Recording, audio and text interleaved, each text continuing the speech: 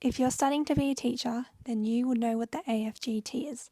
If you don't, that's okay. I didn't either until now.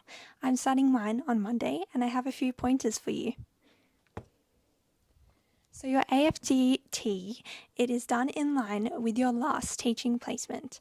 So you have to prepare 5 to 8 lessons in sequence for the AfGT. This is on top of your normal teaching that you have to do as part of your placement. In these lessons, you're going to teach 4 to 6 skills or strategies. These skills is what you will grade your students on when you complete your summative assessment for the class.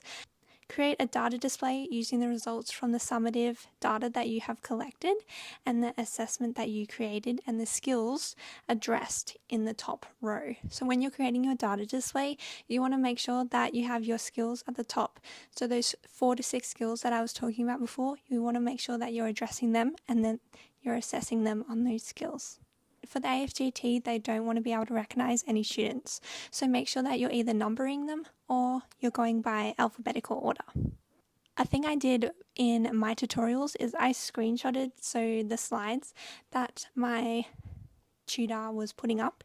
They give us our slides, but I decided to screenshot and then I just copy the words from the screenshot and I put them into my AfGT so that I know in each element what exactly I need to put into that part so I don't miss anything. So you'll also need your mentor to give you feedback on 2 lessons. So it doesn't mean the whole lesson, it just means 6 to 10 minutes of that lesson.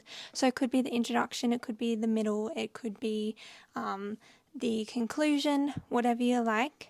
The forms are supplied by your university and you're responsible for giving them to your mentor. You will need to pick out 3 students from the data that you collect. An above student, so an above expectation student, so someone that's exceeding your expectations.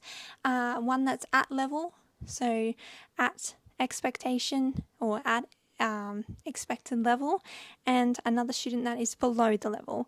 You must show the feedback you give each student so you can take photos of the feedback and justify why you have placed them in the category below expected with evidence to the data collected. So for each of them you have to justify why you have marked them as exceptional or below.